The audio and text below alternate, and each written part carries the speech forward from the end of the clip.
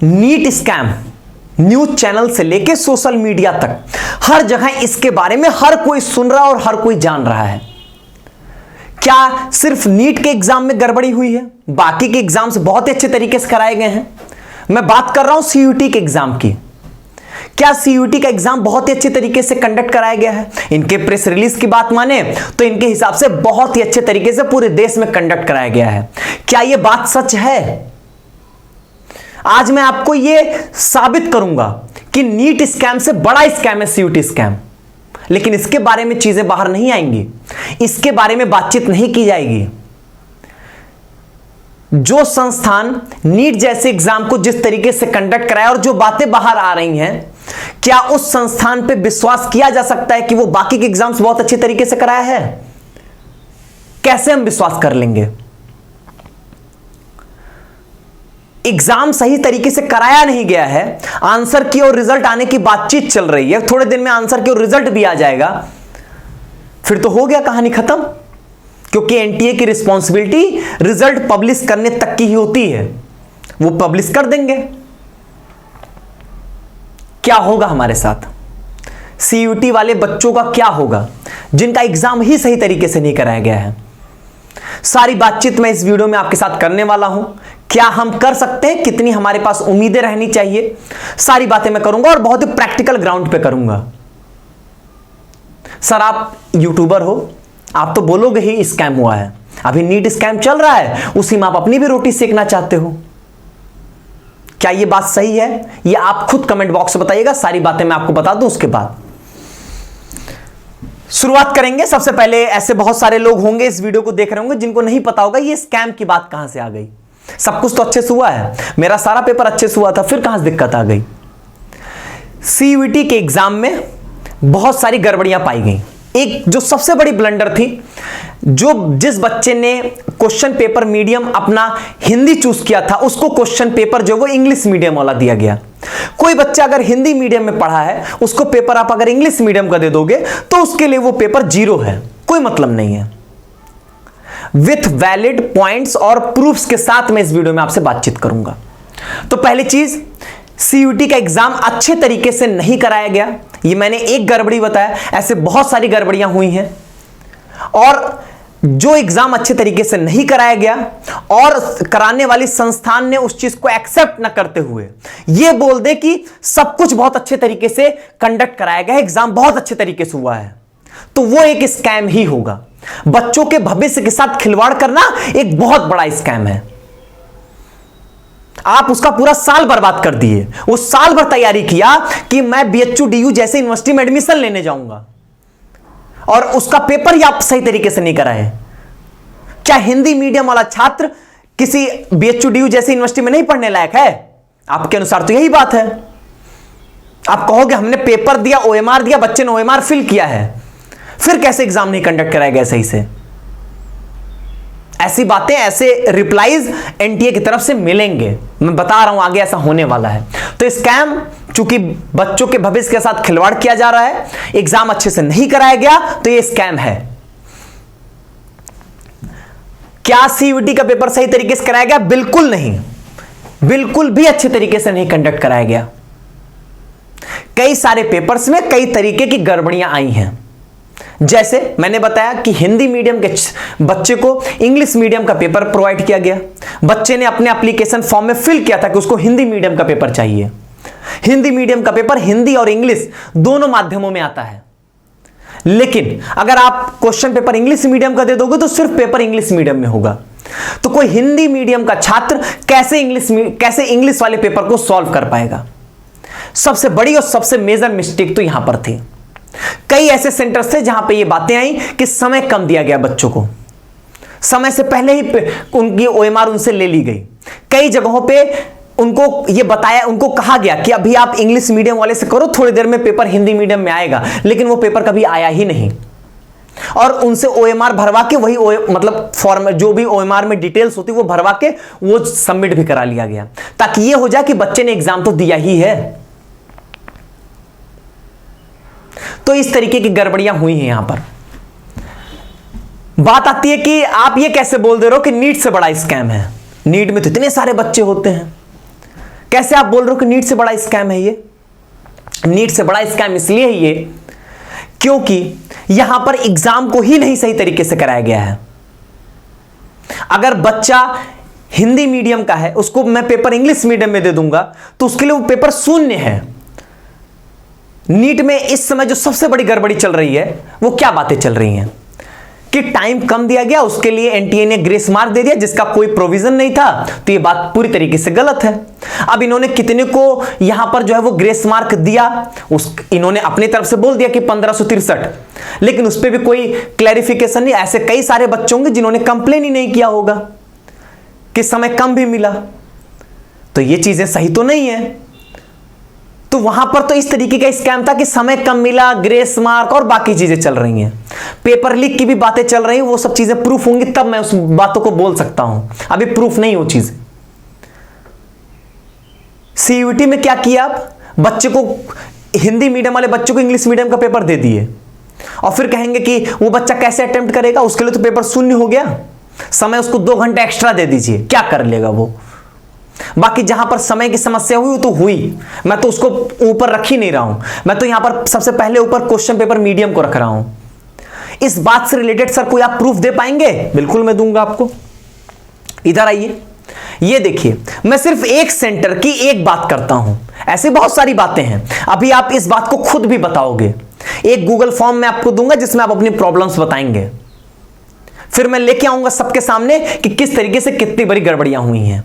लेकिन सबसे पहले मैं आपको एक एग्जांपल तो दे दूं। ये एक बनारस का सेंटर है, पायनियर कॉन्वेंट स्कूल। यहां पर बिजनेस स्टडीज के पेपर में ये क्वेश्चन पेपर मीडियम की गड़बड़ी हुई। सेंटर ने एक्सेप्ट किया, और सेंटर ने एक्सेप्ट नहीं, सेंटर ने बनारस के एसीपी के सामने एक्सेप्ट किया। इस न्यूज को आप पूरा पढ़ेंगे, आपको समझ में आएगा। बनारस के एसीपी के सामने ये यहां पर लेटर पैड जो है, स्कूल के लेटर पैड पे उन्होंने खुद ही एप्लीकेशन लिखा, request for the re exam. NEET को इन्होंने लेटर लिखा, सॉरी एनटीए को, एनटीए के डायरेक्टर को इन्होंने एक लेटर लिखा, request for the re exam. इन्होंने बताया कि बच्चों को गलत डिस्ट्रीब्यूशन हुआ। 120 या 130 बच्चों का इन्होंने यहां पर बात बताया कि गड़बड़ी हुई है। क्या ये 120-130 बच्चों के बिजनेस स्टडीज का पेपर दोबारा हुआ है? अरे बिजनेस स्टडीज का पेपर हुआ ही नहीं है दोबारा। ये बोलेंगे कि जिनके साथ गड़बड़ी हुई थी हमने उनका री एग्जाम कराया है। आप कराए हो, लेकिन जिनका जनरल टेस्ट में गड़बड़ी हुई थी, केमिस्ट्री में गड़बड़ी हुई थी, जिनके इंग्लिश में गड़बड़ी हुई थी, ऐसे आप एग्जाम सिर्फ दोबारा करवाए हो। एक असम के आप एग्जाम्पल दे दोगे? क्या आपने बनारस के इस सेंटर के, मान लीजिए मैं कहता हूं 120 बच्चे ही हैं, क्या आपने इन 120 बच्चों का एग्जाम दोबारा कराया? बिल्कुल नहीं कराया। बिजनेस स्टडीज का पेपर हुआ ही नहीं कहीं पर दोबारा। तो 120 बच्चे कहां गए? सेंटर ने तो पूरा एक्सेप्ट किया है, एडमिनिस्ट्रेशन के सामने किया है, मेरे आंखों के सामने की बातें हैं सब। कहां गए ये 120 बच्चे? कोई मतलब नहीं है। 13 लाख में से 120 नहीं सही, क्या फर्क पड़ जाएगा? लेकिन बात 120 की नहीं है। ऐसे बहुत सारे पेपर्स में बहुत सारी गड़बड़ियां हुई हैं, लेकिन कुछ नहीं हुआ इनका। कुछ होगा इसकी भी कोई सियोरिटी नहीं है। बात रही प्रूफ की, वो मैंने दिखाया। एनटीए के ऊपर क्या हम लोग भरोसा कर सकते हैं? बिल्कुल नहीं कर सकते हैं।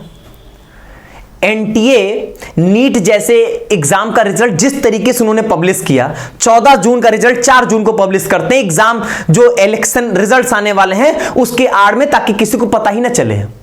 अरे ये तो 718 719 मार्क्स नहीं दिए होते तो किसी की नजर भी नहीं जाती कि ग्रेस मार्क्स दिया इन्होंने। जब लोगों की तरफ से ये बातें आई कि 718 719 कैसे, तब इन्होंने कहा कि हम तो ग्रेस मार्क दिए हैं। अरे मूर्ख, अगर आपको ग्रेस मार्क ही देना था तो रिजल्ट पब्लिश करते समय आपने क्यों नहीं बोला? उस समय तो आपने नहीं बताया हम ग्रेस मार्क दिए हैं।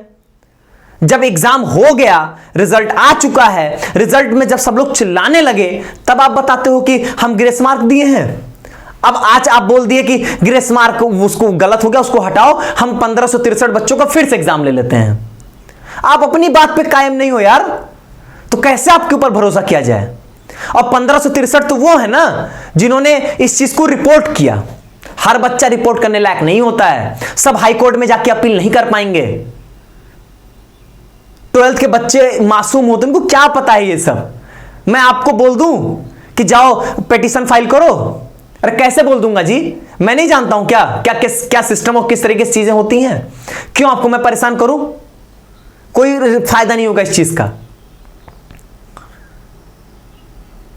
और 1563 बच्चों ने किया, बाकी जो बच्चे जिनके साथ टाइम की समस्या हुई होगी, आपने क्या ट्रांसपेरेंसी रखी है? आपको जब फोर्स किया जा रहा है बोलने के लिए, आपको एकदम परेशान कर दिया तब आप बोल रहे हो और अपनी बात को बार बार चेंज कर रहे हो। कैसे भरोसा किया जा सकता है? तो कैसे हम भरोसा कर सकते हैं कि सीयूटी का एग्जाम इन्होंने बहुत अच्छे से कराया, लिख तो दिया इन्होंने कि बहुत अच्छे से कराया, और जो बच्चे रो रहे हैं उनका क्या? साल भर तैयारी किए तो उसका कोई वैल्यू नहीं है। तो भरोसा तो हम बिल्कुल नहीं कर सकते इनके ऊपर, किसी भी बात पे इनके हम भरोसा नहीं कर सकते हैं। मैं हमेशा से, कोई कहेगा ना कि यूट्यूबर है तो फायदा अपना कमा रहे होंगे, अरे हमने विरोध डे 1 से किया। जिस दिन जो समस्याएं हुई हैं हमने सामने रखा है, और उसके लिए उसका बहुत बुरा परिणाम हमने झेला है, बहुत बुरा। समय आएगा तो वो भी मैं बोलूंगा, अभी नहीं बोल रहा हूं। विथ प्रूफ बोलेंगे, सबूत के साथ बोलेंगे, मुंह बंद हो जाएगा, लेकिन अभी नहीं बोल रहे हैं। अभी सारी बातें मेरे मन के अंदर रहेंगी। मैं हमेशा से कि आप मेल करिए, फॉर्मेट में देता था, इस फॉर्मेट में मेल करिए, सारी बातें। आज मैं कहता हूं कोई मेल मत करिएगा, मेल ट्वीट करने का कोई फायदा नहीं है, सुनेंगे ही नहीं। करना तो उनको वही है जो उनको मन करेगा। नीट में अगर कुछ हुआ भी तो वो कोर्ट के वजह से हो पाया, ऑनरेबल कोर्ट के वहां पर दखलंदाजी की वजह से चीजें कुछ हो पाई, नहीं तो कुछ नहीं हो रहा था। ये कुछ नहीं करते, काउंसलिंग के लिए आगे चीजें प्रोसीड हो जाती। कुछ उम्मीदें हैं, क्या करें सर? कुछ हम कर सकते हैं, कुछ उम्मीदें हैं हमारे पास। उम्मीद पे तो पूरा जीवन कायम है। मैं आपको बिल्कुल प्रैक्टिकल बात बोलूंगा, कोई मैं यहां पर लाग लपेट नहीं करूंगा, और ना ही मैं आपको कोई झूठी दिलासा देने आया हूं। मैं ये बिल्कुल नहीं कह रहा हूं कि मालवीय एकेडमी जिन भी बच्चों का एग्जाम खराब हो गया है, नहीं हो पाया, उनका एग्जाम दोबारा करवा देगा। ऐसा बिल्कुल नहीं कहने जा रहा है मालवीय एकेडमी, और ना ही ऐसा कर पाएगा। हम कोशिश कर सकते हैं, हम आपके साथ लड़ सकते हैं, आपकी आवाज को उठा सकते हैं, इतना ही हम आपके लिए कर सकते हैं। बाकी अगर हम ये कहें कि दोबारा एग्जाम होगा इसकी हम आपको श्योरिटी दें, बिल्कुल श्योरिटी नहीं है। हम अपनी कोशिश कर सकते हैं बस। नीट में इतनी बातें हुई, कोई ऐसा न्यूज चैनल नहीं जिसने इस चीज को नहीं दिखाया। बहुत अच्छे तरीके से सोशल मीडिया बहुत अच्छे तरीके से आया। क्या हुआ? पूरे स्कैम को सिर्फ एक वही 1563 बच्चों के ग्रेस मार्क वाली बात से दबा दिया गया। ये ढकने वाला अभी समझ में नहीं आ रहा है लोगों को, लेकिन ये ढकने का काम चल रहा है कि जो गड़बड़ियां हैं, गड़बड़ियों को एक गड़बड़ी से ढक दो, बाकी सारी गड़बड़ियां उसके नीचे दब जाएंगी, किसी को पता ही नहीं चलेगा। किसी को पता ही नहीं चलेगा कि सीयूटी में इस तरह की गड़बड़ी भी हुई थी। कौन बात करने जाएगा इनके लिए? हम और आप आवाज उठाएंगे, सामने लाएंगे चीजों को, अपना प्रयास करेंगे। हमारे हाथ में सिर्फ प्रयास करना है, लेकिन चीजें आपके फेवर में हो इसकी कोई श्योरिटी नहीं है, और इसकी उम्मीदें बहुत कम है। बहुत प्रैक्टिकली मैं इस बात को बोलूंगा। जिस तरीके से नीट में मैं देख रहा हूं कि बच्चों के फेवर में बिल्कुल भी चीजें नहीं जा रही हैं, तो मैं आपके लिए कैसे बोल सकता हूं कि आपके फेवर में चीजें जाने वाली हैं? बिल्कुल नहीं बोल पाऊंगा मैं, लेकिन हम कोशिश जरूर कर सकते हैं। हम अपनी बातें तो उठा सकते हैं, हम अपनी बातें तो बोलेंगे। हम बोले ना, ये तो बहुत गलत बात है। हम प्रयास करें ना हो, वो सेकेंडरी चीजें हैं। हम हिम्मत तो नहीं हारेंगे कम से कम। आपके लिए मैं एक गूगल फॉर्म दे रहा हूं। इस गूगल फॉर्म के माध्यम से हमारा उद्देश्य बस ये है कि कितने बच्चों को कितने तरीके की समस्याएं आई हैं वो सामने आ पाए। अभी जैसे मैंने विद प्रूफ रखा 120 बच्चों की बातें, 130 बच्चों की बातें, ऐसे हमारे पास कुछ और भी प्रूफ होंगे, लेकिन चूंकि इस तरीके से एडमिनिस्ट्रेशन और बाकी चीजों के तरीके से प्रूफ नहीं दे पाएंगे अभी हम। लेकिन आप दे सकते हो, आपके साथ जो समस्याएं आप बता सकते हो। इस गूगल फॉर्म में आपको अपना नाम, फोन नंबर, अपना एड्रेस, कहां के आप रहने वाले हो, किस एग्जाम की डेट में आपकी गड़बड़ी हुई थी, किस सब्जेक्ट में गड़बड़ी हुई थी, किस एग्जामिनेशन सेंटर पे आपकी ये गड़बड़ी हुई थी, उस एग्जाम सेंटर का नाम लिखिएगा जहां पे गड़बड़ी हुई थी। ध्यान दीजिएगा, जो एडमिट कार्ड में लिखा होगा as it is copy and paste कर दीजिएगा। क्या दिक्कत हुई थी वो बताइएगा। क्वेश्चन पेपर के मीडियम गलत आपको मिला था, टाइम कम मिला था, समय से एग्जाम नहीं शुरू हुआ था, या कोई और गड़बड़ी है वो यहां पर बताइएगा। आपके पास कोई प्रूफ है तो वो यहां पर अपलोड कर दीजिएगा, पीडीएफ बना के, फोटो जैसे भी चाहिए। अपना एडमिट कार्ड जरूर अपलोड करिएगा ताकि हम इस चीज को वैलिड कर सकें, इस चीज को सत्यापित कर सके कि आप जो बातें बोल रहे हो वो सही है। ऐसा ना हो कि कोई भी आए और इस फॉर्म को भर दे और फिर वो चीजें जो हो वो मिसलीड हो जाएं, ऐसा नहीं होना चाहिए। तो चीजों को सही प्रूफ करने के लिए आप अपना एडमिट कार्ड जरूर अपलोड करेंगे। अगर आप कुछ और भी कहना चाह रहे हैं तो यहां पे लिख सकते हैं, अपनी कुछ बातें बताना चाहते हैं जो इस फॉर्म से अलग हैं, वो भी आप यहां पे लिख सकते हैं। हम अपनी कोशिश करेंगे, अपनी आवाज को उठाएंगे। चीजें कहां तक हो पाएंगी, क्या हो पाएगा, वो तो फिर हमको वेट ही करना होगा। लेकिन जो चीजें हो रही हैं बहुत ही गलत हो रही हैं, और एनटीए के इस तरीके से एग्जाम कराने से बेहतर है कि एग्जाम ना हो। इस एग्जाम कराने का क्या मतलब, जब बच्चा सही से एग्जाम ही नहीं दे पाए, आप उसको सही से पेपर नहीं कंडक्ट करा रहे हो, क्या उसको आप जज कर रहे हो? और किस तरीके की हम लोग राइट टू इक्वलिटी की बातचीत करते, कहां गई राइट टू इक्वलिटी? मैं इतना ही बोलूंगा, आप सभी लोग गूगल फॉर्म जरूर भरें जिनके साथ भी गड़बड़ी हुई है, और हम लोग उम्मीद करते हैं कुछ चीज़ें हमारे फेवर में हों। बाकी इस चीज़ की उम्मीद बहुत कम है। प्रैक्टिकली मैं एकदम बोलूंगा कि आप इस उम्मीद में मत बैठे रहिएगा। बहुत बहुत धन्यवाद।